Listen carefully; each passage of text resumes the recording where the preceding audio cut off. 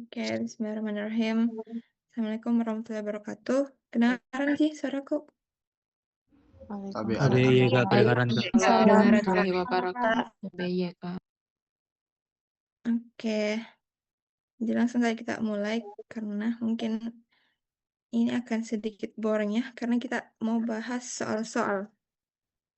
Sebenarnya soal-soal yang ada di sini itu kata-kata begininya tuh kayak beginiannya itu tidak sesuai dengan soal yang akan ada nanti pada saat final, karena ini itu kata kuncinya saja nanti perhatikan.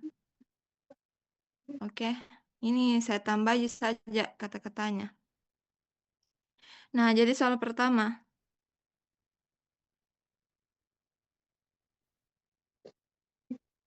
Tunggu.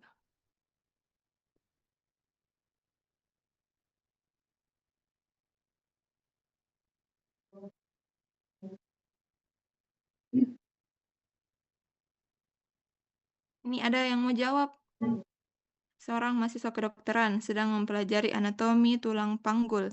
Ia memperhatikan bahwa bagian atas tulang ilium tampak melebar dan berbentuk kipas datar yang membantu menyangga bagian abdomen bawah. Dosen menjelaskan bahwa bagian ini disebut ala osis ilii. Struktur ini berfungsi sebagai, ada yang tahu?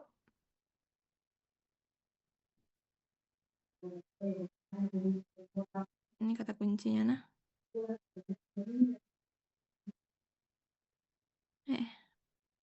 Hitam deh. Ada yang mau jawab? Tapi yang A, Kak. Siapa itu? Siapa tadi namanya? Tapi Inggi, Kak. Oke, Inggit. Nah, jadi mari kita bahas ya. Ala osis ilii itu kan ini yang bagian melebar. Ini nih ya. Yang bagian merah sinto ada di permukaan anterior sama ada juga permukaannya di posterior belakangnya ini toh. Nah, di sini itu tempat melekatnya memang otot-otot. Jadi betul, jawabannya itu tempat pelekatan muskuli secara fungsional berkaitan dengan ekstremitas inferior. Kenapa bukan jawaban yang lain? B. Kalau B kan bilang tempat pelekatan ligamentum secara fungsional berkaitan dengan perineum. Perineum itu kan di mana? Di antara vagina dengan anus toh. Jadi jauh sekali dari ini ala osis ilii. Terus yang C, pelekatan muskuli secara fungsional perineum lagi, sama lagi. Berarti ini tidak bisa karena jauh. Terus yang D, tempat pelekatan ligamentum secara fungsional berkaitan dengan ekstremitas inferior. Ligamentum itu, adakah ligamentum yang terletak di ala osis? Tidak ada tuh, ligamentum itu rata-rata di pinggir-pinggiran, Ji. Jadi salah juga. Terus tempat melekatnya musculus iliacus pada bagian anterior. Sebenarnya ini benar, Ji. Iliac memang di sini salah satu permukaannya itu dia tempat melekatnya musculus iliacus, tapi di belakang itu ada musculus yang lain kayak gluteus medius, inferior, gitu-gitu. Jadi kurang tepat kalau toh. Next, soal nomor 2. Coba baca Nafila.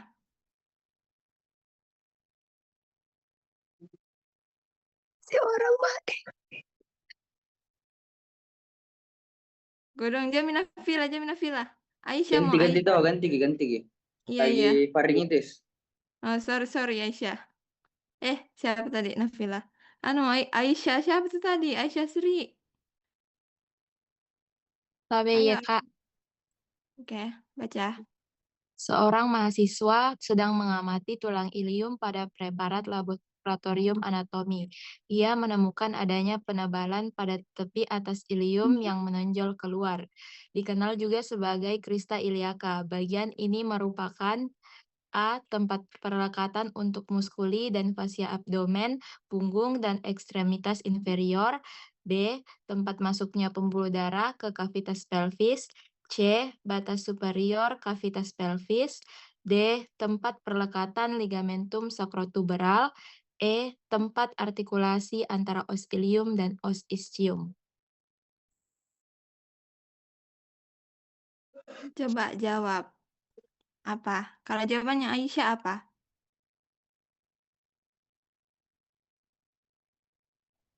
Tabel A, Kak. A.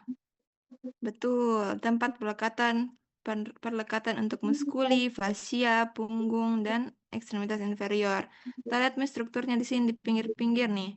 Ada obliquus, transversus, setelah itu pinggir-pinggir tuh quadratus, otot muskuli, otot muskuli, abdomen. Nah, next saja. Sisanya baca nanti. Nomor 3, siapa lagi, Dik? Widya. Ada kayak yang jandul, ada kayak yang ndak on cam. Yang ndak on cam mode. Deh, kalau mau off cam atau berhalangan chat di Zoom sama chat di P2 nah, di grup P2. List nama, NIM, dan alasan yang jelas. Oke, lanjut. Oke. Dari tadi. Coba Gina. Iya. Gina Ruwaida. Gina Ruwaida. Ada jorangnya nih. Gina. Assalamualaikum Kak Tabe, Kak. Iya ada Kak. Oke, baca nomor 3. Penonjolan tulang kecil berbentuk bulat pada permukaan anterior ilium yang terletak di antara puncak panggul dan acetabulum. Tonjolan tersebut merupakan titik perlekatan otot rectus femoris. Struktur yang dimaksud adalah Apa? tapi Kak jawabannya Kak. Spina iliaca anterior inferior Kak. Mohon maaf kalau salah Kak, tapi Kak. Oke. Sebenarnya ini jawabannya kentara sekali gitu. Ini sudah bilang nih anterior ilium. Ini kayaknya soal asli gini deh. Bukan deng. Tapi kalau nggak salah di soal aslinya itu ada memang tersebut ini anterior ilium. Jadi lihat misalnya yang ada anteriornya, baru ada iliakanya atau ilium. Nah, kalau dilihat juga dari sini, nah bilang puncak panggul. Puncak panggul itu di crista iliaca atau baru acetabulum. Acetabulum itu di bawah sini. Nah, jadi antara sini dengan sini. Tengah-tengahnya tuh dia spina iliaca anterior inferior. Next. 4. Azka. Andi Muhammad Azka. Ke toilet, Ki. Mana? Diva Gadisa Ismar. Ada Ji? Tapi iya Kak. Coba baca nomor 4 dan jawab. Seorang pria berusia 40 tahun datang untuk pemeriksaan infertilitas. Pemeriksaan menunjukkan terdapat obstruksi pada saluran yang menembus prostat dan bermuara pada uretra pars prostatika. Saluran yang dimaksud adalah ductus ejaculatorius, Kak. Oke. Kenapa nggak on cam ini, Diva? Tapi Kak, ada tamu Kak. Nah, Sudah jadi benar. izin. Oke. Benar-benar jawabannya ini ductus ejaculatorius. Nah, di sini ductus ejaculatorius itu terbentuk dari 2 saluran. Dia itu pertemuan dari vas deferens sama ductus dari vesica seminalis. Nah, yang mana ini ejaculatorius memang dia menembus prostat dan bermuara ke prostatika uretra. Jadi benar jawabannya B. Yang lain untuk duktus-duktus yang lain itu bisa dibaca nanti. Lanjut nomor 6. Pada pemeriksaan histologi uretra laki-laki, terlihat bahwa bagian tertentu memiliki epitel bertingkat yang melapisi lumen dan dikelilingi oleh otot rangka. Bagian uretra tersebut adalah, ini sudah ada jawabannya di sampingnya. Kalau prostatika itu epitel transisional, jadi hafal saja. Spongiosa itu epitel silindris bertingkat, baru menjadi epitel squamous. bulbosa itu dikelilingi jaringan erektil, bukan jaringan otot. Navicularis, epithelial squamous non keratin. Nah, jawabannya ini pars membranosa, karena pars membranosa itu epitelnya bertingkat dan dikelilingi otot rangka. Otot rangkanya adalah sphincter uretra externus. Dan dia itu disadari kalau sphincter uretra internus. Nomor 6. Dalam obstetri dikenal berbagai ukuran pada apertura pelvis, garis hayalan yang menghubungkan promontorium dengan bagian kranial dari simfisis pubis disebut. Ayo jawab cepat satu orang. Siapa? Conjugata vera, Kak. Tabe Kak, conjugata vera anatomika. Oke, betul. Nah, jadi di promontorium, antara promontorium dan simfisis pubis itu ada tiga garis yang terbentuk toh. Kalau di bagian atasnya simfisis itu conjugata vera. Nah, kranial itu kan bagian atas. Kalau bagian bawah itu kan kaudal. Jadi betul jawabannya conjugata vera. Kalau di bagian tengah-tengahnya simfisis pubis itu apa? Ada yang tahu? Dari promontorium ke medialnya, medial posteriornya, Tabe Kak, simfisis dia Tabe pubis. Kak, conjugata obstetrik. Konjugata Betul obstetrika, nggak? Kak, Tabe. Obstetrika Kak.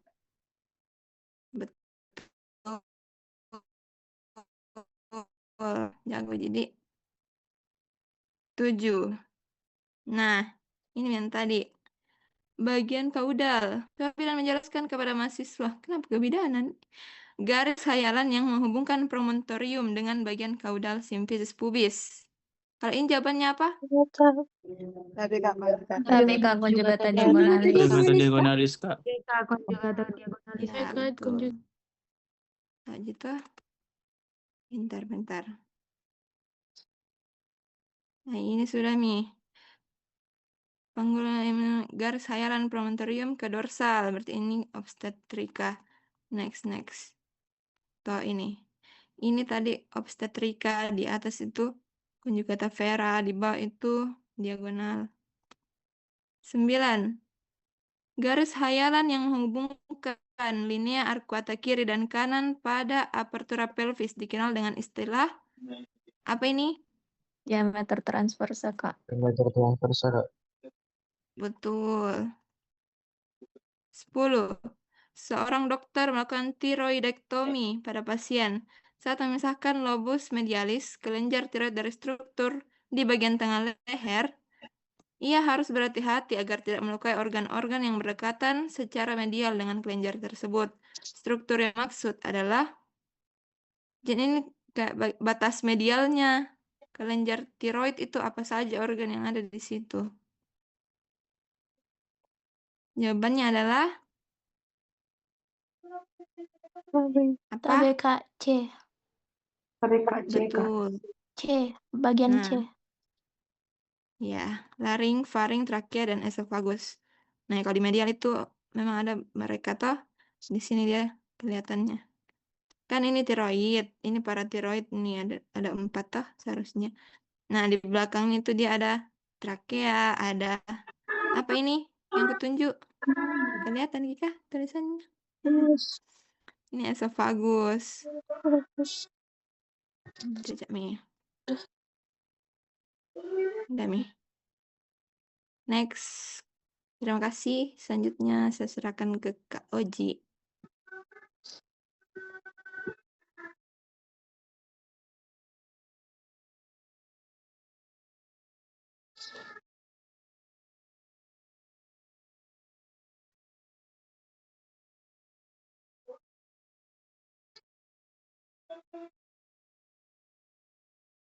Oke, lanjut kita bahas ke nomor 11. Langsung saja, Nak.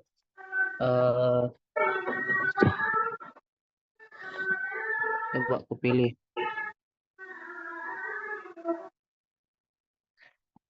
Raisyatul, coba baca nomor 11.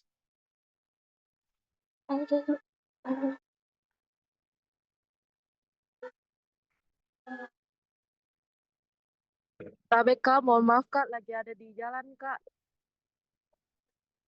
Oh iya, oke, Pak. Terima kasih, Nur Kak. Faiza. Ya, Sedangkan endokrin yang berada pada basis kronik. Ada iya Kak. 19.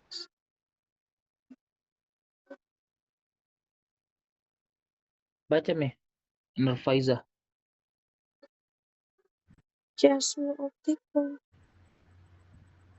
Seorang mahasiswa kedokteran melakukan praktikum anatomi endokrin.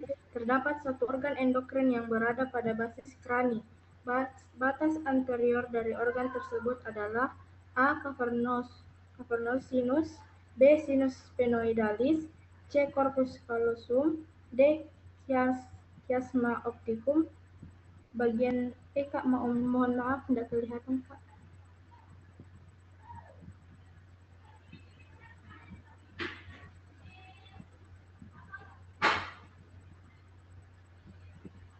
Bagian E. Tentorium cerebelli. Jawabannya?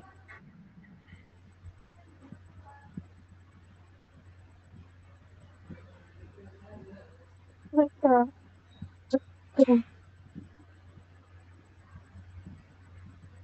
Mohon maaf Apa kalau jawabannya? salah. Menurut Pau.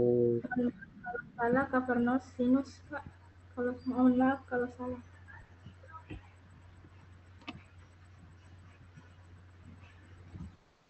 Oke.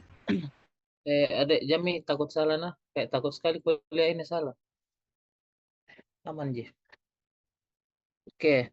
Untuk batasnya ini eh organ endokrin ini yang satu, coba organ endokrinnya ini kan organ hipofisis. Nah, dia itu terletak pada bagian sela tursika di basis kranii. Nah, batas anteriornya itu dia ada sinus sphenoidalis. Dia tepat pada pas di belakangnya. Nah, pas di bagian atasnya itu ada chiasma opticum. Nggak sempat ku kasih masuk gambarnya yang kemarin. Sorry. Baru eh iya, untuk batas anteriornya itu adalah sinus sphenoidalis. Oke, next nomor 12. Seorang mahasiswa kedokteran sedang mempelajari suplai darah ke bagian hipofisis posterior yang menghasilkan dua hormon yaitu oksitosin dan ADH atau vasopresin. Ia menemukan bahwa vaskularisasi utama berasal dari coba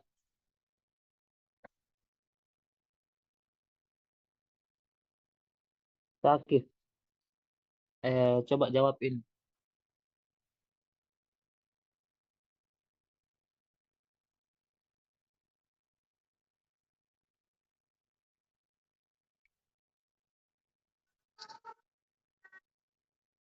Tapi iya Kak. Coba dijawab.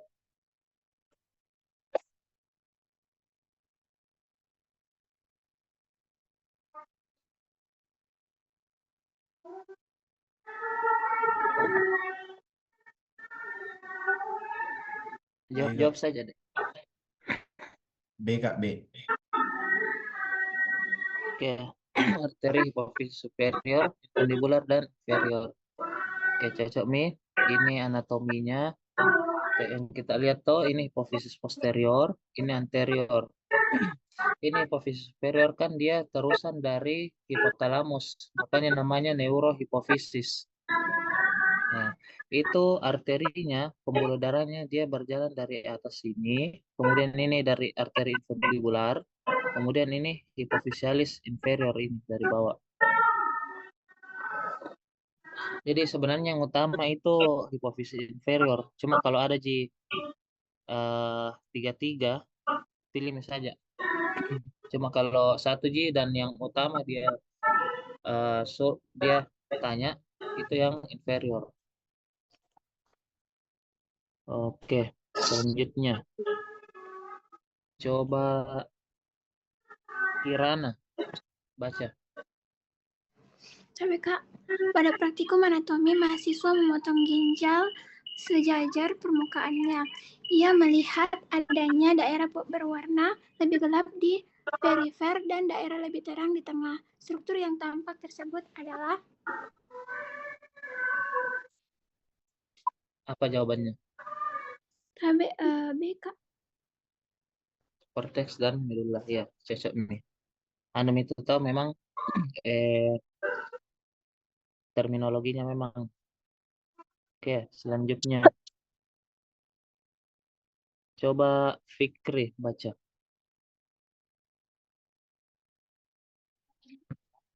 Tapi Kak, seorang pasien mengalami hiperaldosteronisme primer akibat tumor pada korteks adrenal bagian paling luar.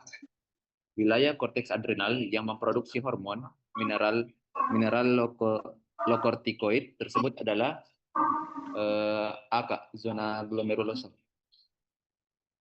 Oke, ini kata kuncinya tadi tuh. Hiperaldosteron. Berarti terlalu banyak ya aldosteronnya ini. Ini juga disebutkan wilayah bagian luar korteks adrenal. Jadi cocok nih. Ini eh, zona-zonanya 3 zona aja ini karena satu selektif ambil zona glomerulosa itu cocok nih aldosteron tadi. Kemudian zona fasciculata dia produksi kortisol. Kemudian zona reticularis itu dia ada juga produksi kortisol, ada juga androgen. Oke, selanjutnya nomor 15. Coba sekarang Gilang. Tapi Kak, seorang perempuan berusia 27 tahun datang dengan riwayat ovulasi normal. Dokter menjelaskan bahwa proses fertilisasi umumnya terjadi pada bagian paling panjang dan melebar dari tuba uterina, yaitu jawabannya E, Kak, ampula tuba uterina. Oke, cocok nih. Jadi bagian tuba uterina atau tuba falopi itu yang paling panjang, yang paling lebar itu adalah bagian ampulanya. Kalau dia fimbria itu kan yang tangkap ke eh,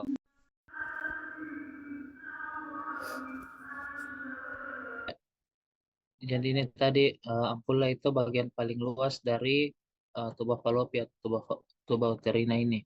Kemudian fimbria itu kan yang menangkap dari si ovum yang sudah dilepaskan dari ovarium. Oke, ismus sesuai namanya ismus itu penyempitan, jadi tidak mungkin di sini. Di sini itu kalau dia terjadi menempel ke di sini itu ovum yang sudah terovulasi dia namanya KET, kehamilan ektopik terganggu, kehamilan di luar rahim kalau istilah awamnya. Oke, selanjutnya saya baca nomor 16, seorang pria 35 tahun menjalani prosedur vasektomi sebagai kontrasepsi permanen. Struktur yang akan diidentifikasi dan dipotong oleh dokter adalah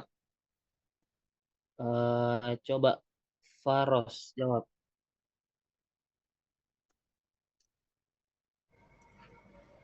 Tapi dokter difference Kak. Fast difference. Oke. Ductus deferens atau vas deferens. Dari nama prosedurnya saja sudah jelas toh, vasektomi. Ektomi itu istilah bedah yang pangkatan. Oke, vas deferens. Oke, selanjutnya nomor 17. Pada pemeriksaan leher, seorang pria ditemukan massa pada bagian anterior trakea yang menghubungkan kedua lobus glandula tiroidea. Bagian penghubung tersebut dikenal sebagai coba gufran. Jawab. Oke, yang dikenal sebagai lobus glandula. Ini ismus glandula C.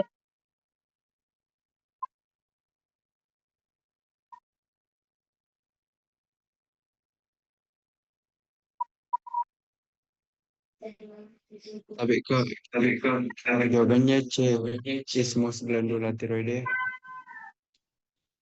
Oke, cocok Mi. Jadi glandula tiroidea itu kan tadi bentuknya kayak kupu-kupu tuh begini.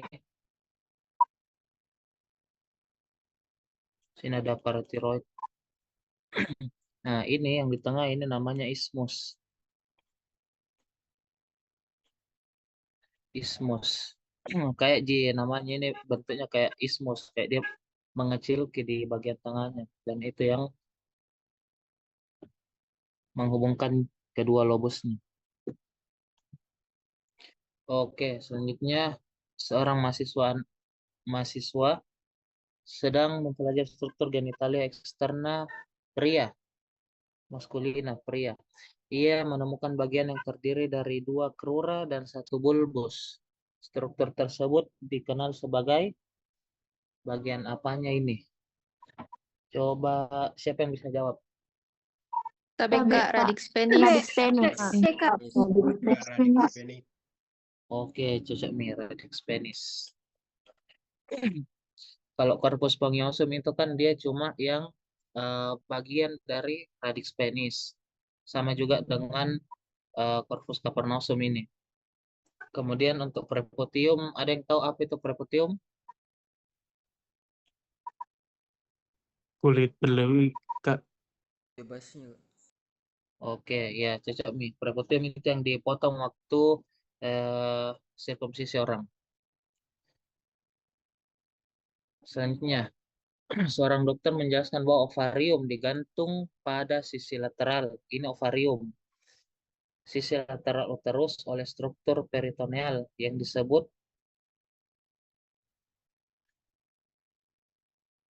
ada yang bisa jawab? TBK, Ligamentum, ligamentum ovarii proprium. TBK C. Oke. Coba ada tadi yang jawab ligamentum latum. TBK, latum uteri. Iya, cocok Mi. Jadi yang gantung ini di sisi lateralnya uterus itu dia ligamentum latum. Ini. Dia yang ini nih. Dia gantung si ovarium ke bagian ini, uterus. Beda dia kalau uterus yang tanya. Ligamentum teres itu yang menggantung si uterus. Ini yang ditanyakan ligamentum latum yang menggantung si ovarium ke uterus. Oke.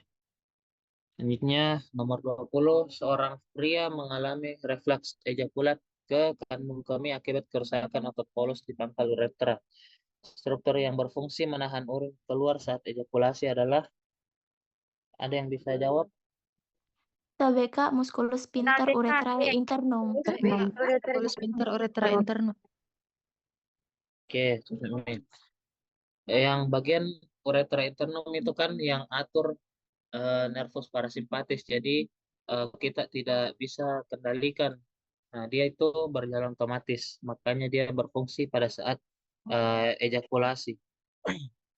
Kalau uretra eksternum itu yang kita gunakan kalau tahan untuk berkemih. Oke, mungkin sampai sini. Selanjutnya dilanjutkan oleh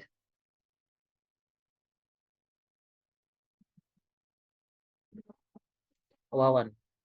Terima kasih. Untuk Wawan disilakan.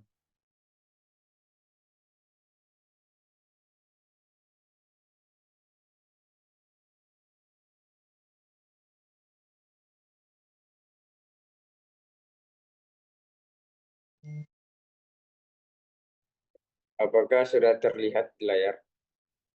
Ada Mi? Belum?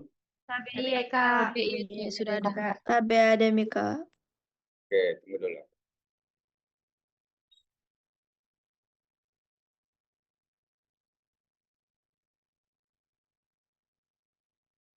Kelihatan atau tidak? Hilang Ki? TBK hilang. TBK hilang, Kak.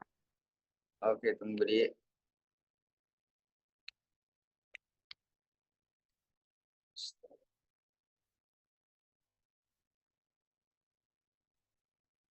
Yang mau makan sambil belajar. Biometrik 1.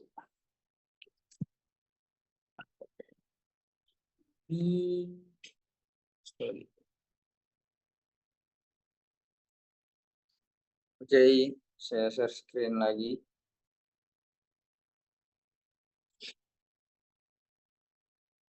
Kelihatan Mi? TBK, ye. Oke. TBK. Iya, sudah. Oke, sudah. TBK. Iya, Assalamualaikum warahmatullahi wabarakatuh. Waalaikumsalam warahmatullahi wabarakatuh. Oke, adik-adik sekalian, kita akan melakukan nomor 21. Siapa yang 4 bal? 21 sampai 30.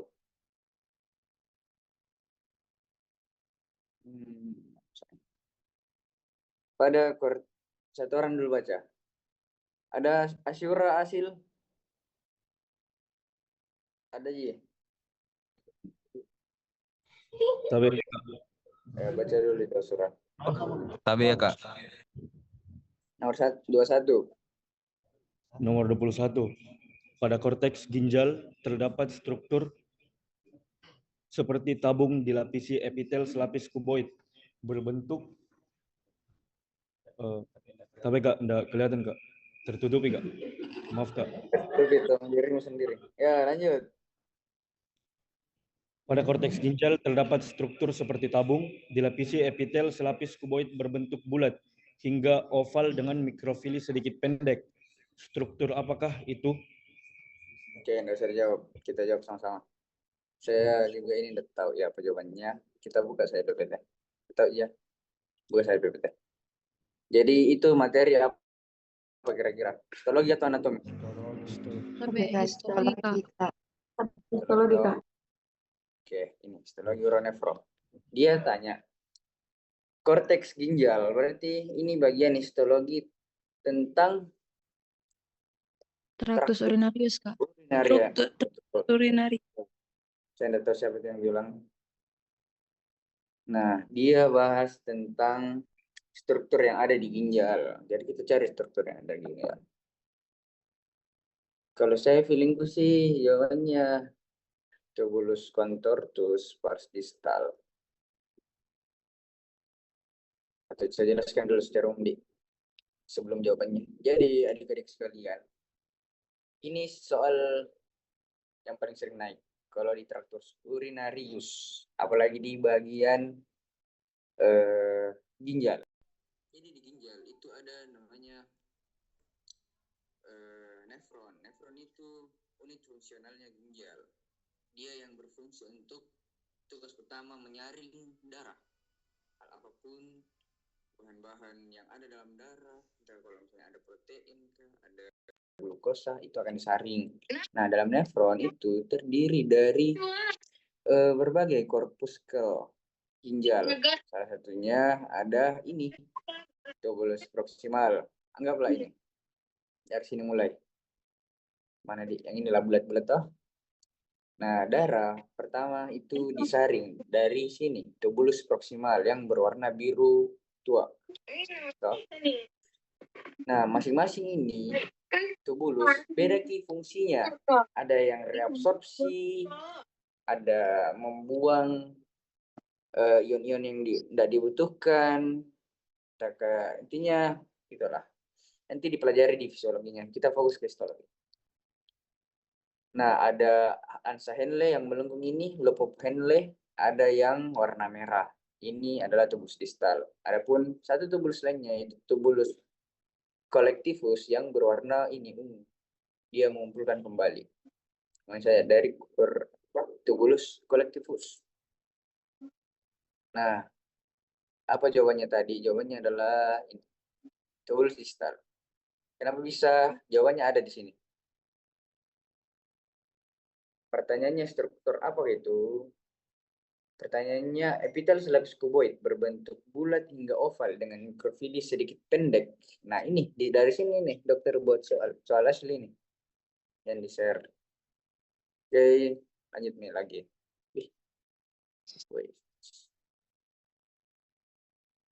Oke, jadi jawabannya tubulus contortus distal. Oke. Kalau mau dibahas yang lainnya, bisakah? Kalau loop of Henle itu dia selapis epitel gepeng. Kata kuncinya yang sitoplasmanya menonjol ke lumen. Jadi mungkin saja bukan nanti yang keluar ini, nanti ini yang keluar loop of Henle. Ansa Henle nama lainnya. Nah, kalau yang satunya tubulus proximal, dia epitel selapis kuboid dengan granula sitoplasma eosinofil. Artinya dia eosin merah, dia suka warna merah. Intinya dia berwarna merah. Ada dua segmennya, ada yang pars contortus dan rectus. Ingat, rectus itu bahasa Indonesianya lurus. Contortus itu artinya berkelok-kelok. Jadi, saya tahu nanti ada soalnya bagian struktur ini terdiri atas dua segmen, yaitu pars contortus dan pars rectus. Struktur apa yang disebut? Nah, jawabannya ini. Kalau yang distal itu 3, ada rectus, ada macula densa, ada pars contortus. Oke, lanjut nih Kapong. Lama sekali satu soal. Organ ini berada di satu orang dulu baca. Apa ya? Hasil. Ada juga hasil? Baca dulu adik. Iya Kak. Organ ini berada di inferior vesica urinaria, di superior sphincter externus, dan di inferolateral otot levator ani. Batas posterior dari organ ini adalah... Oke, kita jawab sama-sama. Jadi jawabannya itu kita pakai analogi saja. Gampang sebenarnya, pasti ada yang bisa jawab. Ini kan dia membahas tentang saluran cerna. Kita buka anatomi saluran cerna. Nanti saya bagikan ini linknya. Tenang, habis ini. Anatomi.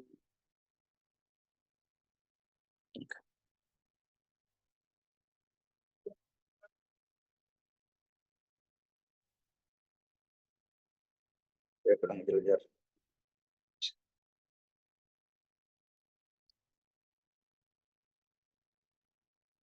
Nice. Jadi pertanyaannya itu, ini pakai analogi saja, pakai visual dijawab.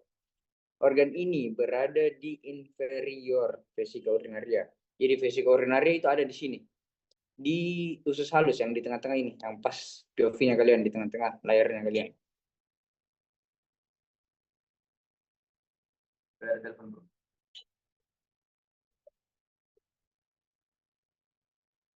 Nah, di tengah-tengah sini itu vesica urinaria. Katanya organ ini, anggaplah organ ini namanya adalah organ X. Organ X ini ada di bawahnya vesica urinaria. Ya, anggaplah ini toh, yang usus halus ini tertutupi sama vesica urinaria. Jadi bagian bawahnya itu di sini. Di sini nah, di sini. Terus, apalagi dia bilang, organ X ini di superiornya ada sphincter externus. Ini sphincter externus ada di bawah sini. Di bawahnya. Berarti antara ini sama ini. Nah, jawabannya pasti yang inilah. Begitu, Ji, analoginya.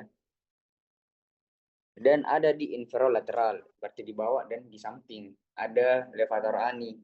Berarti bagian ini yang dia maksud. Apa bagian ini? Ada yang bisa jawab? TBK rektum. TBK rektum, Kak.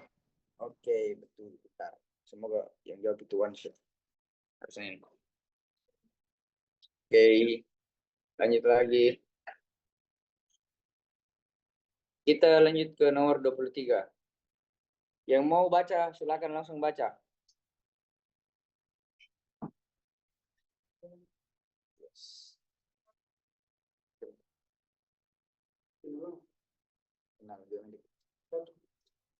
Oke, tidak ada mau baca, saya tunjuk lagi.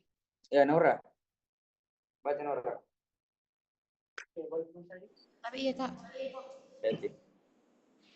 Nomor 24. Anterior dan terbentang pada vertebra cervical 5 sampai torakal 1. kelenjar tiroid, Kak. adalah Nah jawab Ki. Betul. Kenapa bukan paratiroid? Karena paratiroid itu ada di posterior, Kak. Ini kan anterior. Betul sekali. Lebih tepatnya sih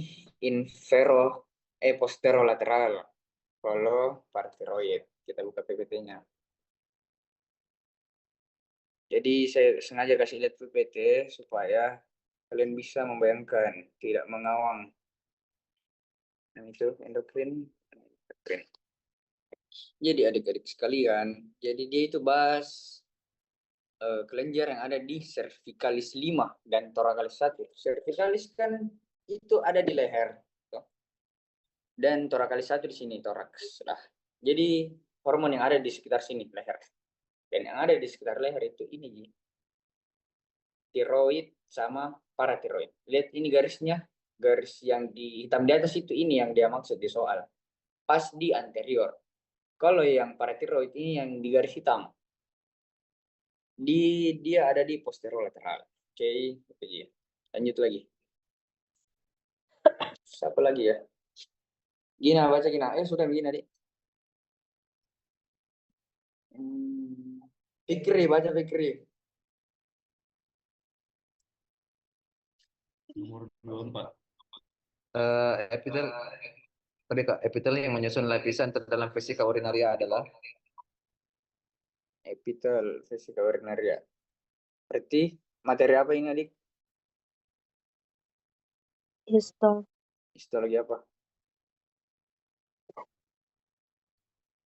Histologi reproduksi. Ada yang bisa jawab? Ini materi histologi apa? Tapi Kak, urinarius. Urinarius. Oke, pintar ini kalau pintar ya. Mana itu terpus urinarius?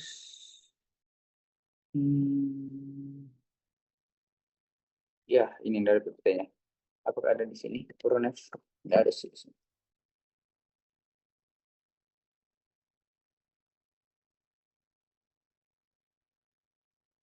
Jadi saya jelaskan misalnya secara verbal. Nah, jadi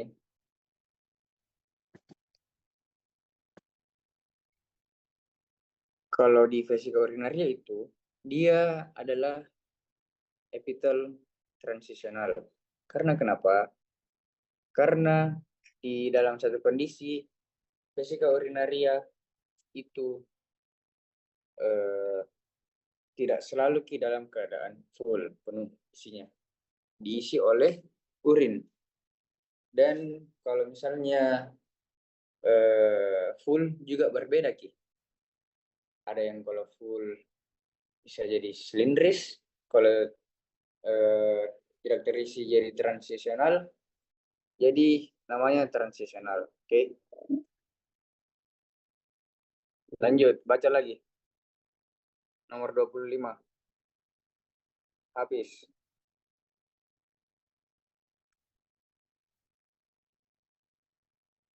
Ada Hafiz? Ada Hafiz. Farros, baca Farros. Sudah Farros. Siapa ya?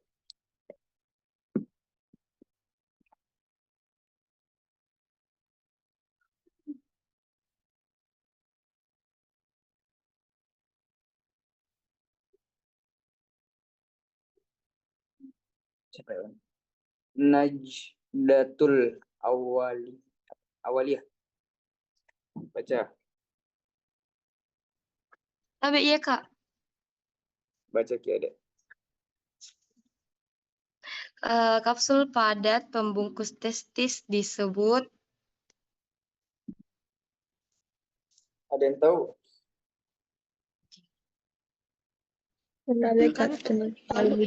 Tunika albuginea. Betul. Kita bahas ya. Kita enggak bahas jawabannya, kita bahas opsinya. Anatomi sistem reproduksi. Oke. Jadi ini laki-laki enggak boleh salah kalau soal ini sebenarnya.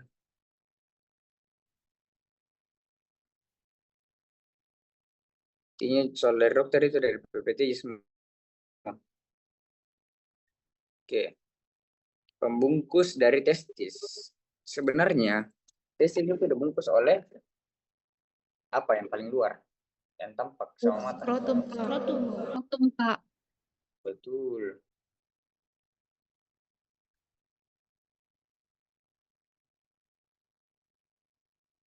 Tapi ini dia tanyakan kapsul. Jadi kita cari yang betul-betul melapisi dan berbentuk kapsul. Bagian testis. Nah, ini dia. Jadi pembungkusnya itu ada dua. Ada tunica vaginalis dan tunica albugenia. Ada ini dua yang dalam warna hijau. Tapi yang berhubungan langsung dengan ini testis yang paling dekat dengan tubulus-tubulusnya ini adalah ini, struktur yang ini. Bukan yang ini, yang warna ungu, tunica vaginalis. Ada sempat juga. Tidak tahu bagaimana soalnya, tapi jawabannya itu tunica vaginalis. Kalau tidak salah itu redaksi katanya yang melapisi testis di luar tunikal begini. Berarti jawabannya ini tunica vaginalis. Oke.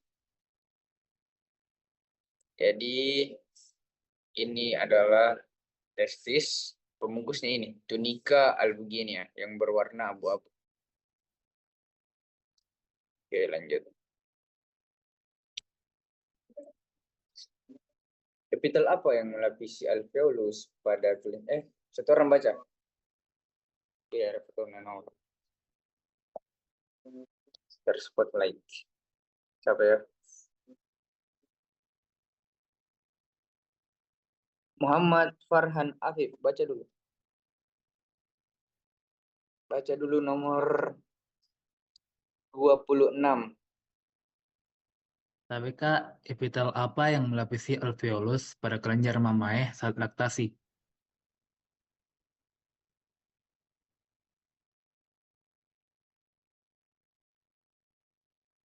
Kolumnar. Tunggu sebentar. Lapis kulit. Lapis. Ada yang mau jawab? Kolumnar. Ada yang bisa jawab? TBK selapis kuboid. Kenapa? Jawabannya D, Kak. Kuboid selapis. Betul. Jadi itu tuh artinya mama yang setelah laktasi, mama artinya payudara. Saat laktasi menyusui, dia itu mirip dengan vesika urinaria. Kayak saat berkontraksi dia akan berbeda bentuk epitelnya. Dia akan menjadi kuboid selapis kalau dia membesar nanti pada saat laktasi atau menyusui. Kalau ditanya apa hormon yang merangsang pengeluaran ASI, ada yang tahu? Oksitosin, Kak. Nah, oksitosin itu dia yang memompa atau berkontraksi. Tapi yang memproduksi, yang merangsang produksi. Ada tahu? Prolaktin, Kak. Nah, betul, prolaktin. Jadi, ingat gini, Bapak, sering sekali keluar itu dua hormon. Prolaktin yang merangsang untuk pengeluaran dari ASI dan oksitosin yang membantu berkontraksi untuk pengeluaran.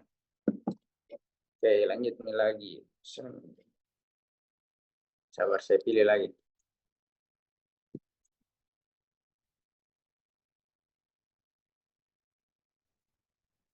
Gilang, sebelum Gilang.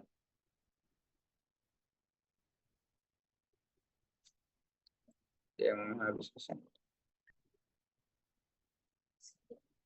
Siti Aisyah Putri. Siti Aisyah.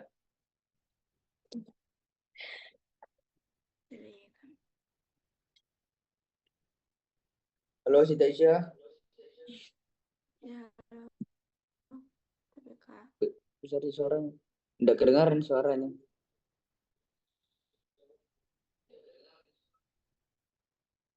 Halo? Iya kan, tim Siti Aisyah. Nggak kedengaran.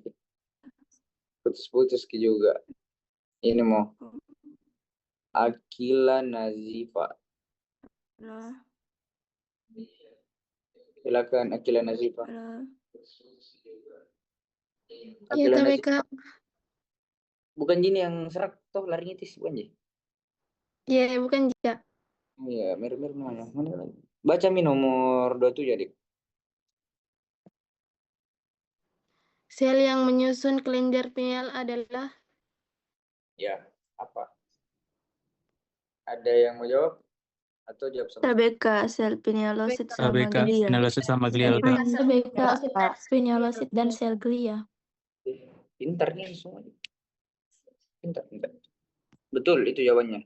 Tapi saya kasih dulu materi selain itu. Mana ini? Endo.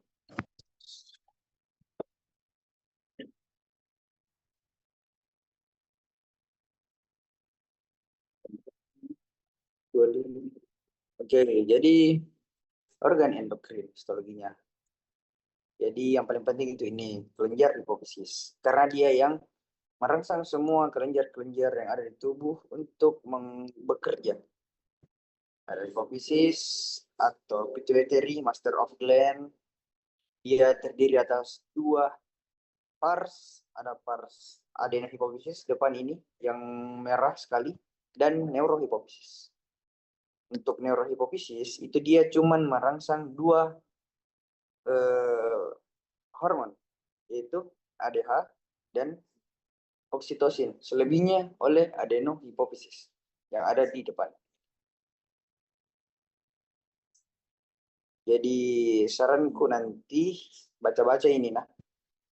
Kayak adenohipofisis itu dia terdiri dari yang asidofil sama basofil. Basofil ada somatotrof, somatotropin, mamotrof. Pelajari semua yang dihasilkan dari ini. Misalnya, mamotrof menghasilkan prolaktin.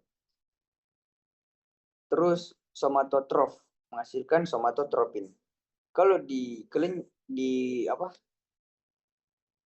kalau di soal endokrin ini terus yang ditanyakan, apa organnya, apa hormon yang dihasilkan, apa efek yang ditimbulkan, itu. Dan ini PPT yang ini saya share ini banyak keluar di sini jawaban, banyak keluar soal. Oke, kita langsung ke kelenjar pineal. Apa yang dihasilkan kelenjar pineal? Ada yang tahu? Hormon apa?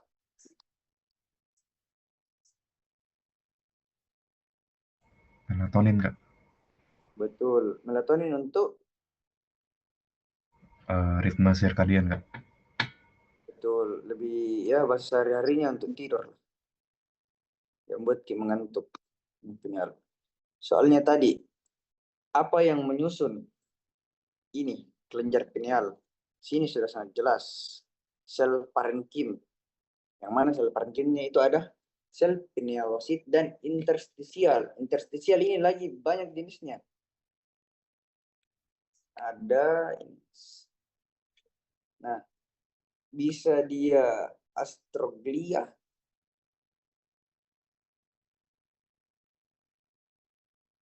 Ini nah, dia.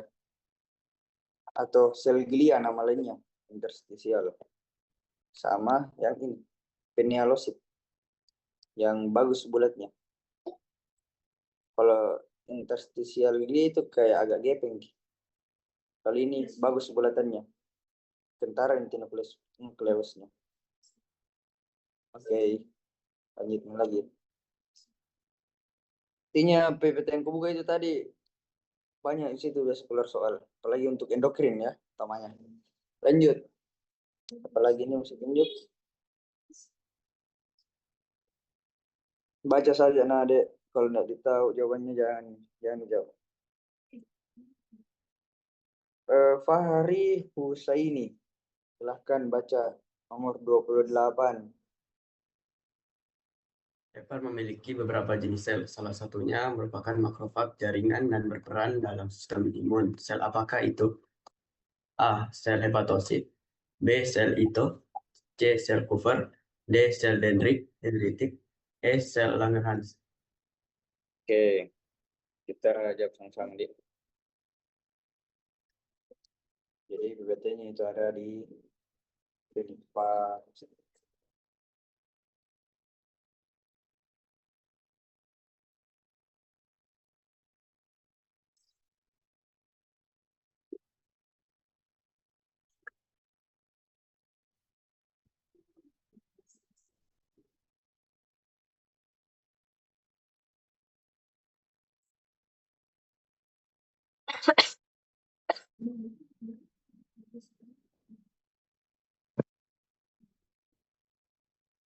Nah, jadi ini lanjutan. Sebenarnya sudah dijelaskan tadi, ini dijelaskan di histologis. Jadi selain saluran cerna ada aksesorisnya, organ aksesorisnya saluran cerna. Ada pankreas, ada hepar. Oh, ini. Jadi di hepar itu ada sel ini, sel Kupffer. Ingat nah, ini sel Kupffer. Ada juga sel endotelial sama sinusoid. Kalau yang penting itu di sini sel endotelial yang berpengaruh terhadap bentuk dari hepar sama sel hepatosit. Untuk metabolisme kerjanya itu hepar. Misalnya dalam hal untuk sintesis lemak misalnya. Kalau Kupffer itu adalah salah satu makrofag. Yang namanya makrofag itu adalah tentara-tentaranya tubuh. Jadi makrofag makrofag itu ada jenisnya, tergantung di mana dia bekerja. Kalau dia bekerja di hepar, namanya sel Kupffer. Itu jawabannya. Dia jawabannya sel Kupffer. Lanjut, nomor 29.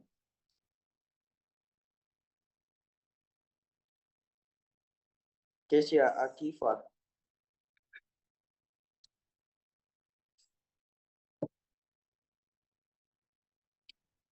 Kelenjar tiroid menyimpan sekretorinya di lumen folikel. Lumen tersebut terdiri atas epitel. Nah, ini berarti endokrin lagi dibuka.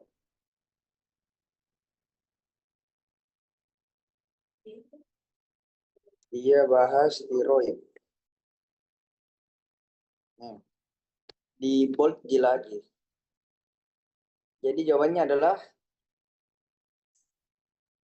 Epitel sapis-kulit. Betul.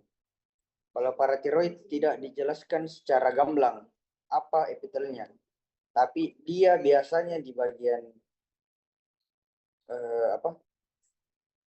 bagian luarnya yang melapisi itu dia adalah jaringan ikat. Jadi dia tidak bilang sini kolumnar ke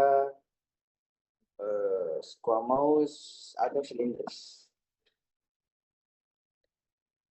Beda sama tiroid. Yang jelas-jelas memang disebutkan dia adalah epitel selapis kuboid. Ingat juga ini nah, bagian-bagian ininya, fungsinya ini yang di dalam kelenjarnya, yang bagian lumen-lumennya, sama apa fungsi dari kelenjar tiroid. Biasa keluar juga. Terakhir, nomor 30.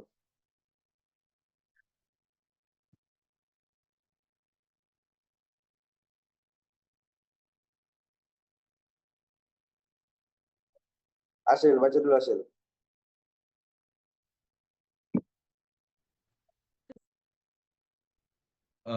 Yang memperdarahi ductus collectivus adalah ductus collectivus.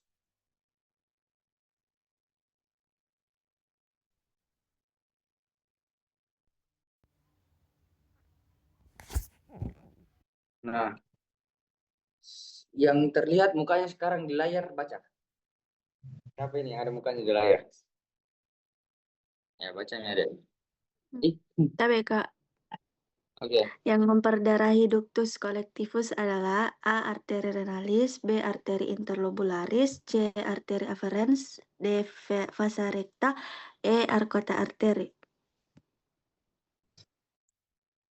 Oke, ada yang mau jawab? Sampai ke arteri Sampai ke arteri interlobularis. interlobularis. Tapi nggak vasa recta. Jadi yang mana benar ini? Bularis, sampai ke interlobularis.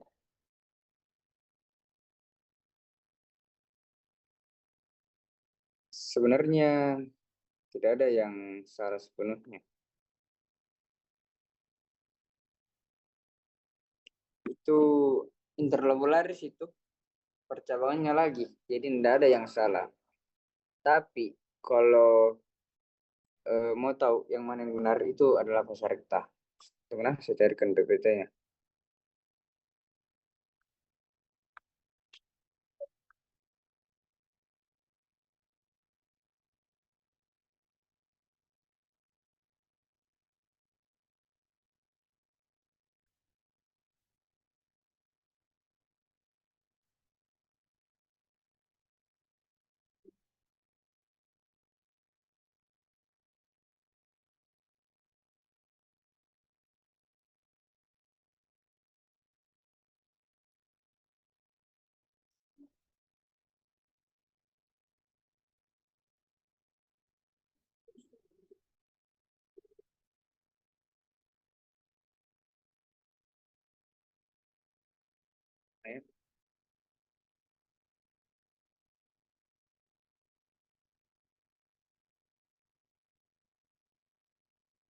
Nah, ini dia vasa recta. Tidak bisa saya screen. Lihat di Facebook yang ini.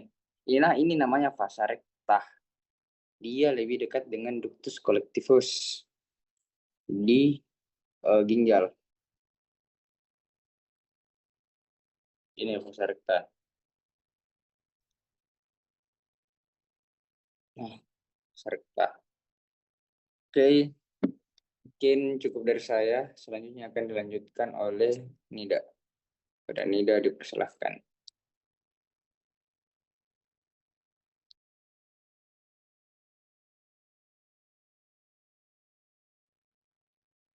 TBY Kak. TBY Kak. TBI, Kak. Apa itu yang tidak ada suaranya, waduh. Oke. Ini nah yang serak suaranya. Jangan bicara nade. Bukan apanya. Tambah parah gitu lagi nanti. Sambil kuliah namanya. Nah, pertama itu mungkin kita langsung jawab 3 soal karena sama-sama tentang epitel. Ada yang mau bacakan nomor 1?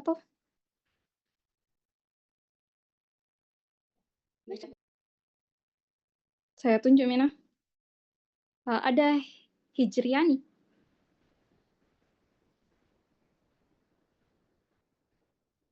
Tapi Kak ada di WC Kak. Pada. Kalau mana itu? Kalau Anissa, TBY Kak. bisa dibacakan nomor 1. TBY Kak. Epitel mukosa pada bagian distal uretra wanita adalah A. Epitel transisional, B. Epitel kuboid selapis, C. Epitel kolumnar sederhana, D. Epitel berlapis gepeng non keratin, E. Epitel berlapis gepeng keratin. Kita apa jawabannya? Bisa minta tolong dijawab. Kalau salah, ada apa-apa tidak?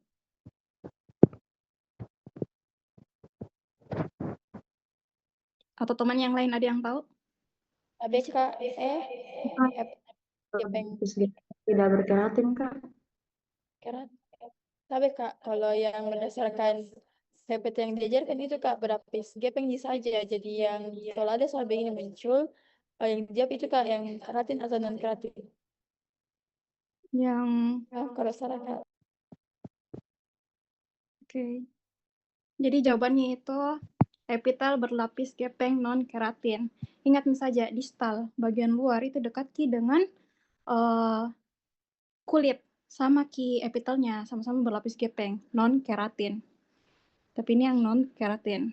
Selanjutnya, kalau yang nomor 2, ada yang bisa jawab? Bacakan soalnya maksudnya. Jatuhnya, nah, Tapi Jihan. Kak, Oh, siapa itu? Kirana, silakan. Kodong. tapi Kak, epitel penyusun uretra pars prostatika adalah Ada yang tahu tapi jawabannya? epitel transisional, Kak. Apa? Transisional. TBK epitel transisional. Ya, betul. Kenapa bisa? Ini sama Ji. Dia epitelnya sama vesika urinaria, kan dia berdekatan dengan vesika urinaria. Sama-sama Ki transisional. Selanjutnya, pada laki-laki. Ada yang bisa menjawab lagi? Yang laki-laki lagi?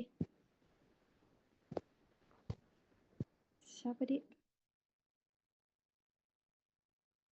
Afdal. Ya, itu. Tapi Kak, bagian uretra pria yang disusun pada epitel bertingkat adalah Apa itu? B Kak, pars membranacea Kak. Hah? Apa, Dek? Nggak kedengaran. B Kak. Tapi Kak, B Kak. Ada yang mau jawab lagi selain itu? Tapi Kak, pars membranacea dan spongiosa. Ya, betul. Jadi yang bertingkat itu ada di membranacea sama spongiosa. Langsung saja dijelaskan secara umum. Kenapa bisa? Yang lah itu, ya itulah.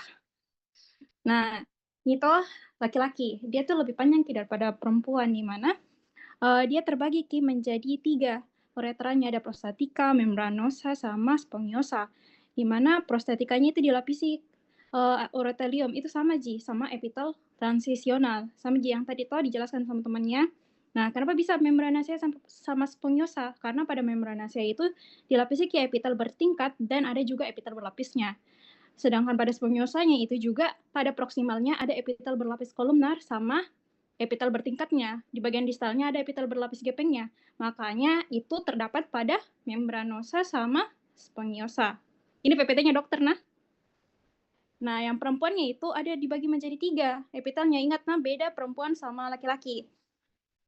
Di mana perempuannya itu bagian atas, ingat, dekat sama vesika urinaria. Dia itu transisional. Bagian tengahnya itu epitel bertingkat kolumnar. Dan bagian distalnya itu yang dekat sama kulit. Nah, mirip-mirip Ki.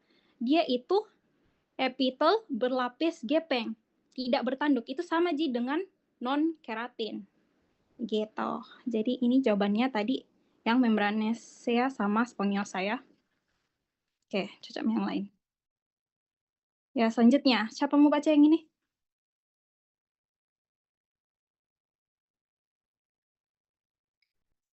Sembarang saya tunjuk, nah. Ini Hijriani. Sudah Mika dari WC?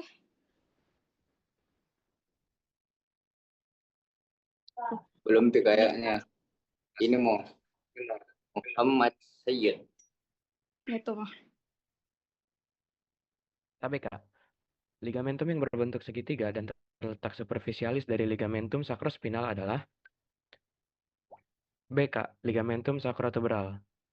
Ya, betul. Apa bisa? Langsung saja dijelaskan.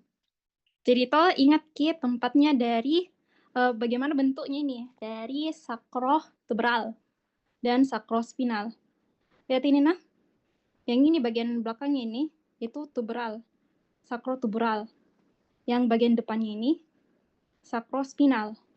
Bentuknya itu segitiga. Perhatikan bentuknya sama toh segitiga. Dia itu bentuknya terletak lebih superficialis. Oh ya, notes ini pertanyaannya tidak mungkin sependek ini nah. Soalnya pasti lebih panjang. Tapi ini kan soal yang dikumpulkan berdasarkan pemikiran. Jadi kalian ingat baik-baik nanti kalau ulangan tulis memang Ki soalnya. Maksudnya kayak ya ingat Ki, hafal Ki soalnya. Itu jadi bekalnya kalian untuk misalkan ada yang remet bisa dipelajari ulang bagaimana bentuk soalnya. Kalian mami baku atur bagaimana, siapa yang hafal soal ini, siapa yang itu. Ya, lanjut. Cocok Mi, jawabannya sakrotubral. Kenapa? Karena ingat Kina, ini dia itu bentuknya segitiga. Letaknya lebih, ini kan spina, yang ini kan sakrospinal, ini tuberal. Dia itu lebih superficial, lebih dekat di mana dia itu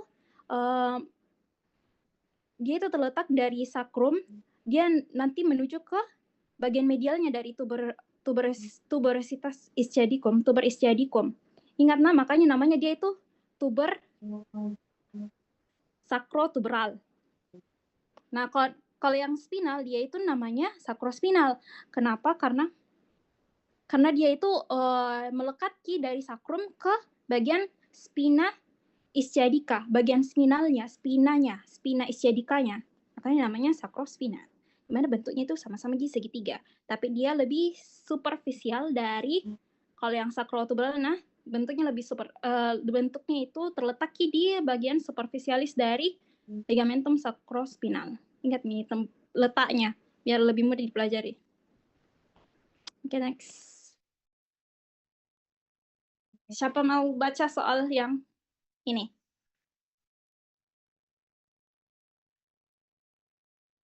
Ini mau. Olvia Putri Takdir.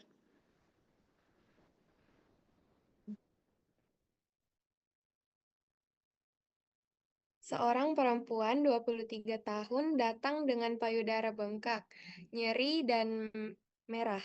Ia menyusui bayi berusia 14 hari. Dokter mendiagnosis mastitis akibat ASI yang dihasilkan oleh struktur khusus organ tersebut. Struktur yang dimaksud adalah... Tadi yang tahu kira-kira apa jawabannya? TBK alveolus. Siapa tadi yang jawab alveolus? TBK. Siapa yang B?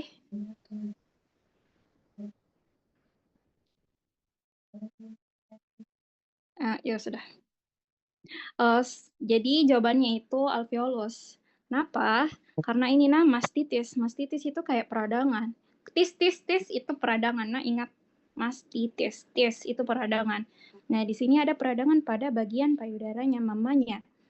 Nah, sehingga ini nih terjadi masalah pada ASI yang dihasilkan oleh struktur khusus, yaitu apakah yang membentuk si ASI itu? Jawabannya adalah si alveolus. Gimana itu? Nanti itu bagaimana alirannya itu dari duktusnya dia salurkan ke sinus. Nah, di sinus lactiferus ini tampung kan pertama itu dari alveolusnya. Nah, hasilkan susunya, air susunya, ASI-nya. Nah, sudah itu dia teruskan ke duktus. Nah, salurkan ke sinus, di mana sinus lactiferusnya itu dia simpan. Nah, nanti kalau berkontraksi keluarlah lewat mamanya. Nah, di bagian di bagian alveolusnya ini ada suatu sel, di mana selnya itu ada sel sekretarius, yaitu sel alveolar. Nah, dia itu yang hasilkan ASI. Nah, di mana ASI itu ada kandungan protein, laktosa, sama lemak susu. Nah, selain itu ada juga dihasilkan sel myoepitel, di mana myoepitel itu dia memeras ASI-nya biar keluar dari lumen alveolusnya ke ductus lactiferusnya. Nah, yang atur sel myoepitel itu oksitosin yang berada pada hipofisis posterior. Dia merangsang kontraksi sel myoepitel saat terjadi saat menyusui ibunya. Gitu. Jadi yang hasilkan itu yaitu alveolus. Selanjutnya, ada yang mau bacakan soalnya atau ya silahkan. Yang selanjutnya soal yang ini.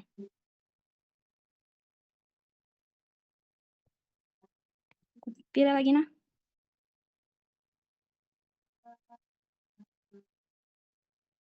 Nih, Muhammad Sakif Arisa.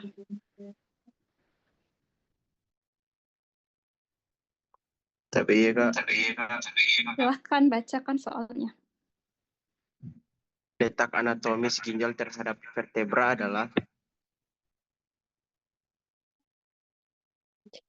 Ada yang tahu jawabannya? A Kak.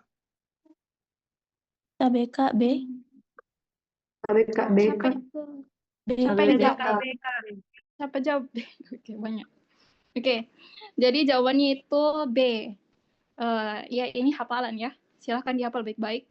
Di mana pada dextranya sama dextranya itu vertebra thoracal 12 sampai lumbal 3, terus sinistranya itu thoracal 11 sampai lumbal 2. Nah, ingat nih saja dextra itu lebih rendah daripada sinistranya. Kenapa? Karena kan ini ginjal, di mana pada bagian kanan itu ada hepar. Nah, karena hepar ada di bagian kanan, makanya itu bagian ginjal sebelah kanan itu lebih rendah letaknya daripada sinistranya. Makanya dextranya itu cuma pada thoracal 12, sedangkan pada sinistra itu pada thoracal 11. Jadi lebih rendah dextranya, itu karena ada heparnya. Itu saja. Dan tolong dihafal saja. Yaitu thoracal 12 sampai 3 sama sinistranya itu yang thoracal 11 sampai lumbal 2. Oke. Next. Ada yang tahu ini jawabannya apa?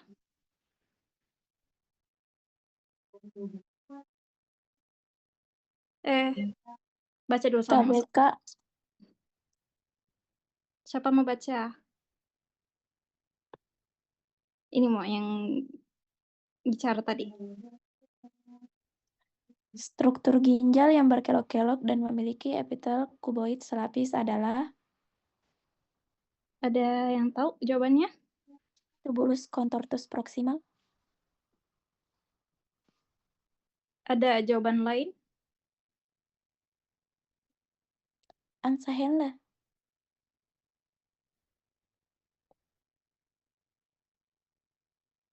Ada lagi yang lain?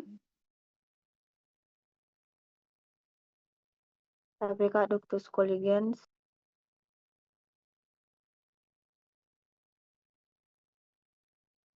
KBK tubulus contortus distans. Oke, cukup ya. Jadi ginjal ini kan ada yang berkelok-kelok, terus epitelnya kuboid selapis kuboid. Nah itu tuh selapis kuboid itu pada terdapat pada tubulus contortus distal sama proximal.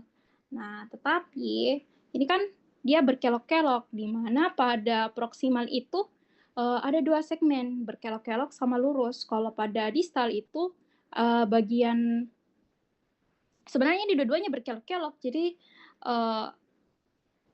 ini kurang lengkap mungkin soalnya, karena bisa jadi distal sama proximal. Tapi kalau mau dilihat yang mana lebih berkelok-kelok, itu jawabannya si proximal. Tetapi dua-duanya itu sama-sama berkelok-kelok. Nah, ini bisa kalian tanyakan ke kakak histonya ya. Jadi kalau saya lebih ke tubulus contortus proximal. Tetapi ya bisa jadi juga distal. Ya, gitulah. Selanjutnya, kita next saja ya. Ada yang mau bacakan ini? Saya pilih lagi nah. Yang off cam, Gilang Ramadan.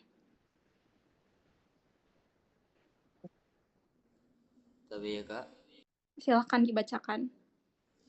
bagian ginjal yang tebalnya sekitar 2 kali korteks dan tersusun dari bagian berbentuk kerucut adalah? Ada yang tahu jawabannya? KBK medulla renalis. Renalis, Kak. Sampai medulla renalis. Ada lagi yang lain? Oke, kita anggap semua medulla renalis ya. Jadi sudah benar.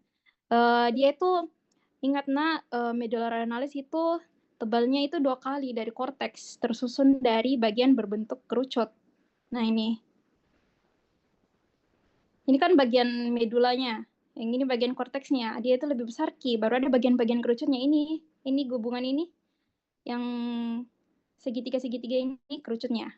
Nah, dia nih yang menjadi medulla renalisnya. Makanya di sini jawabannya medulla renalis. Ingat nah, strukturnya ini bisa jadi ditanyakan. Kalian ingat hafal baik-baik yang mana itu bagian kolumnanya, yang mana piramidnya, yang mana hiluxnya, yang mana haliksnya, yang mayor, yang minor, gitu-gitu. Kalian hafal, pelajari. Sama perhatikan PPT-nya dokter, karena tidak keluar dari situ. Kalau BM1 biasanya. Nah, kayaknya ini mudah aja. Oke, next. Ada yang tahu? Ada yang bisa saya baca lagi? Saya pilih ya. Random. Yang off cam. Ini, Muhammad Sakif Arisa.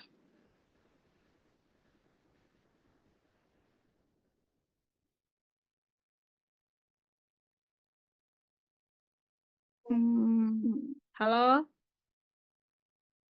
Sepertinya dia tidak mendengarkan.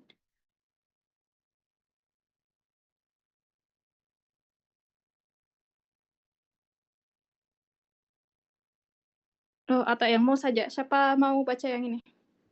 Tapi saya, Kak. Silahkan. Bagian ginjal yang menghubungkan antara tubulus contortus proximal dan distal adalah Ansa Henle, Kak. Betul.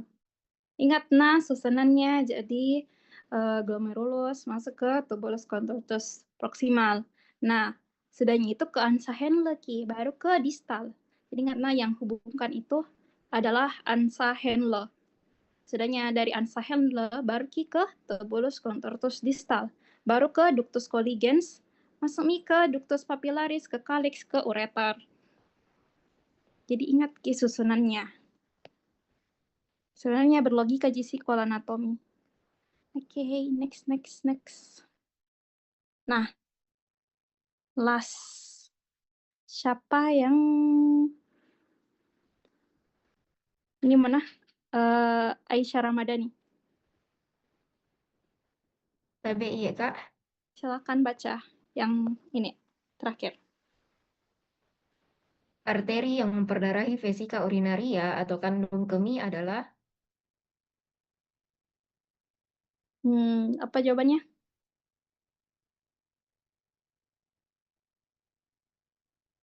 Ada yang tahu apa jawabannya?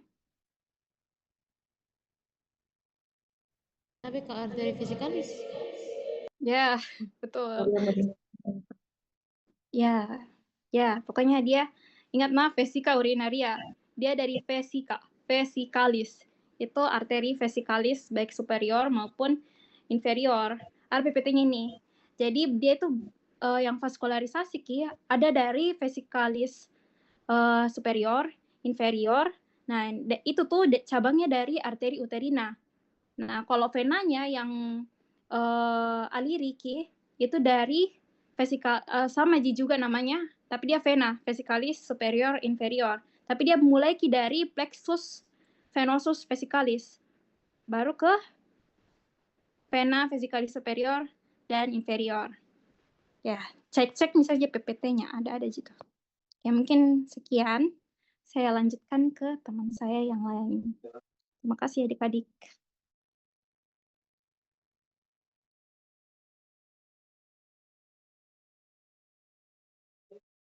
I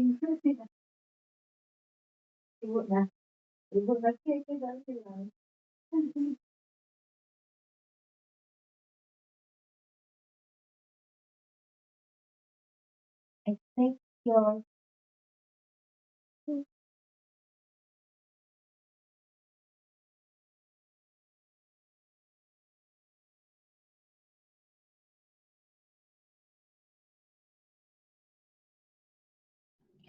Oke, kelihatan nih share screen kok. KBI Iya, Kak. KBI ya, Kak. KBI Kak. Tunggu.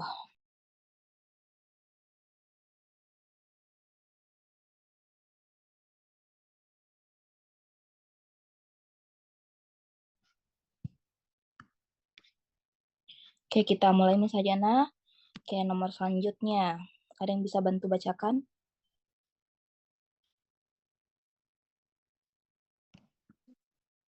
Tidak ada? Siapa ya? Akila Aulia.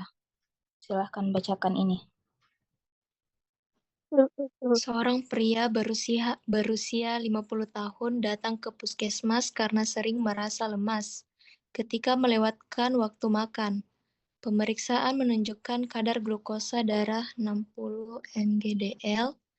Tubuh pasien kemudian berusaha menormalkan kadar glukosa dengan melepaskan hormon yang bekerja meningkatkan glukosa darah melalui pemecahan glikogen di hati.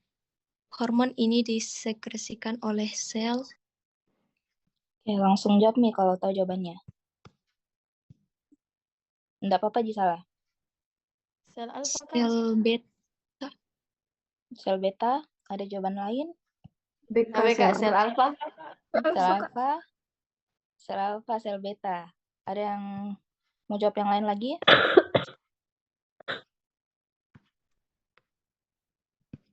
Tidak ada. Jadi jawabannya itu sel alfa. Oke, jadi jawabannya sel alfa, nah. Sel alfa. Kenapa bisa?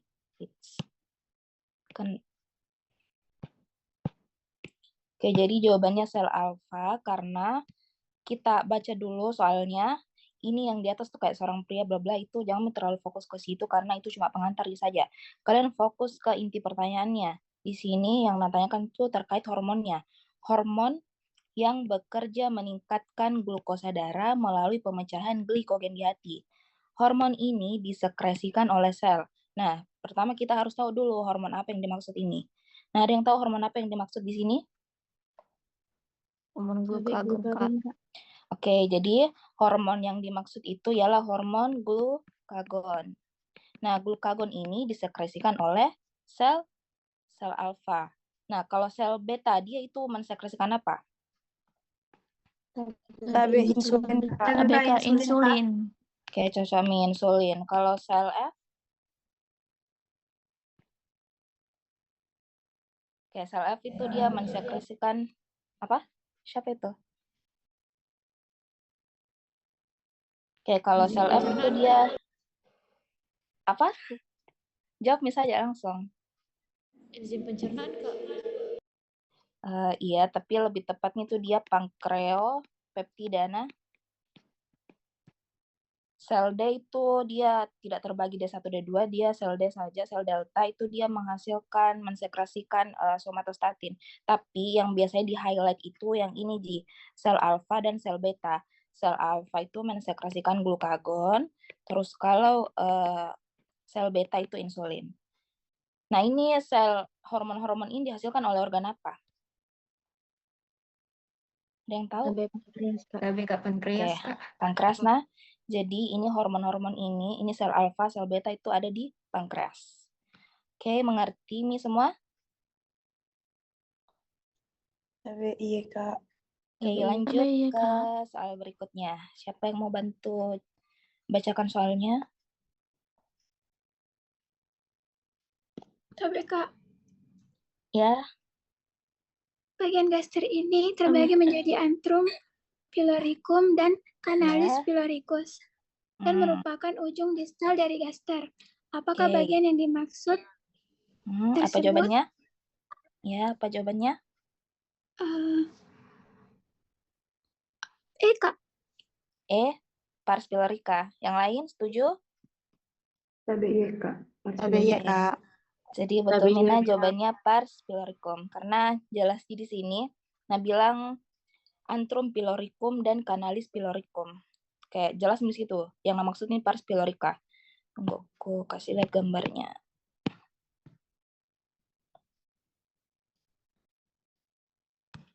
Nih, jadi gaster itu terbagi menjadi beberapa bagian. Nah, yang tadi bagian A, pars kardiaka itu yang di sebelah sini, yang berdekatan dengan esofagus. Terus ini yang bagian menonjol ini, itu namanya fundus. Terus ini badinya atau bagian korpusnya. Terus ini nih yang bagian pilorik, pars pilorik, yang dia terbagi dua, Ki. Kalau kita tarik garis dari sini, incisura angularis, ini segitiga. Nah, yang dalam segitiga ini bagian yang namanya antrum piloricum. Kalau bagian yang ini yang menyempit terus menuju ke duodenum itu namanya canalis piloricum. Oke, mengerti? Lanjut. Mengaku deh. Oke, kita lanjut. Oke, siapa lagi volunteer yang mau bacakan? Tapi saya Kak. Ya, silahkan. Sabe Kak, saya Kak. Oke, satu orang saja. Siapa tadi yang pertama? Tapi saya Kak. Oke. Seorang pria berusia 45 tahun datang ke poliklinik dengan keluhan nyeri ulu hati, terutama saat perut kosong. Ia mengonsumsi obat penghambat pompa proton untuk mengurangi gejala. Obat ini bekerja dengan menghambat aktivitas sel lambung yang menghasilkan asam klorida HCl. Sel yang dimaksud adalah... Ya, langsung jawabannya. Ada yang tahu? Sel parietal. Oke, sel parietal. Ada yang lain? Atau setuju semua sel parietal? Sel parietal. Oke, cocok nih. Jadi jawabannya itu Tapi sel ya parietal. Kak, sel parietal. Oke, sel parietal ya. Jadi kita baca dulu soalnya. Abaikan mini yang di atas. Jangan terlalu fokus ke situ. Langsung saja inti pertanyaannya. Sel yang menghambat... bukan. Sorry. Jadi yang sel yang dimaksud itu adalah sel lambung yang menghasilkan asam klorida atau HCl. Nah, sel apa itu? Ya, sudah cocok, sel parietal. Kalau chief cell, ada yang tahu apa fungsinya chief cell? Menghasilkan enzim. Enzim apa? Pepsinogen dan lipase. Oke, cocok nih. Jadi kalau chief cell dia itu sel utama lambung yang fungsinya itu dia mensekresikan pepsinogen. Nah, pepsinogen. Terus kalau parietal itu HCl. Terus kalau sel mukosa dia menghasilkan mukus yang berfungsi untuk melindungi dinding lambung. Terus kalau sel G, ada yang tahu ini sel G fungsinya apa? Dia menghasilkan apa? Oke, kalau sel G itu dia menghasilkan hormon yang namanya hormon gastrin. Oke, lanjut ke soal berikutnya. Siapa yang mau bacakan? Bebe, saya Kak. Ya, boleh, silahkan. Seorang wanita berusia 35 tahun datang ke rumah sakit dengan keluhan nyeri di regio hipokondrium dextra setelah makan makanan berlemak. Dokter menegakkan diagnosis kolestitis. Penyakit tersebut merupakan peradangan pada... Ya, apa jawabannya? Nggak apa-apa, salah. Atau yang lain ada yang tahu apa jawabannya? Ya, Kak. Vesicapilla. Vesicapilla. Ada yang lain? Oke, jadi jawabannya vesicapilla atau kandung empedu. Nah, jadi di sini. Nah, bilang clue-nya itu nyeri di regio hipokondrium dextra. Nah, jadi kita berpikir nih apa saja organ yang ada di regio hipokondrium dextra. Ada apa saja yang di hipokondrium dextra? Oke, ada hepar, ada vesicapilla.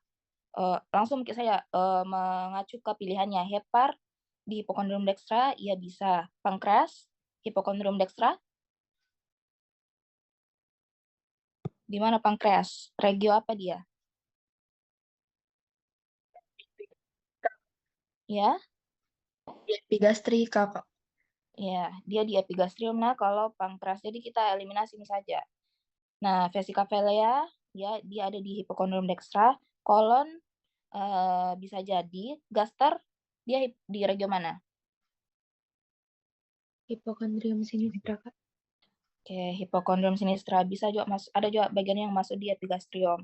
Jadi eliminasi ini juga. Jadi sisa 3 ini hepar, vesicapilla, kolon. Nah, di sini bilang dokter menegakkan diagnosis kolesistitis. Seperti yang dibilang tadi Kanida, kalau yang tis belakangnya itu peradangan. Kalau peradangan di hepar dia biasanya namanya apa penyakitnya? TB hepatitis, Kak. Nah, ya hepatitis. Kalau kolon? Mirip Jiko. Tambah tis? Tis, Kak. Ya? Kolitis, Kak. Ya, kolitis.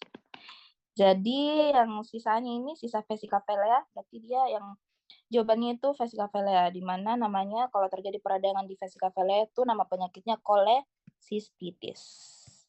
Oke, kita lanjut ke soal berikutnya. Nah, ini mirip-mirip tadi. Pasti tahu semua jawabannya. Siapa yang mau bantu bacakan soalnya? Siapa ini ya?